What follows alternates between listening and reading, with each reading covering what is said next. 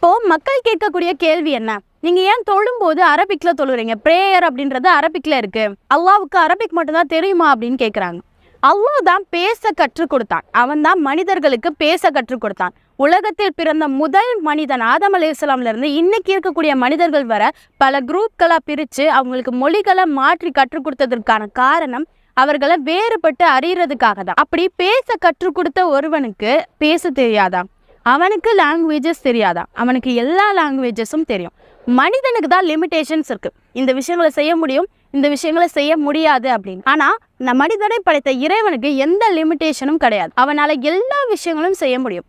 அவன் தான் ஞானம் மிக்கவன். அவனுடைய அறிவிலிருந்து தான் மனிதனுக்கு அறிவை கொடுத்தான். அப்போ அவன் எல்லாமே அறிஞ்சவன். மனிதர்கள் தான் அறிய மாட்டாங்க. மக்கள் கேட்கக்கூடிய கேள்விகளுக்கு சரியான விதத்துல நம்ம பதில் அளிப்போம். அதே நேரத்துல நம்ம எதுவுமே அறியாதவர்கள், அல்லாஹ் மட்டும்தான் அறிஞ்சவன் அப்படின்றத நம்ம முழுசா நம்புவோம்.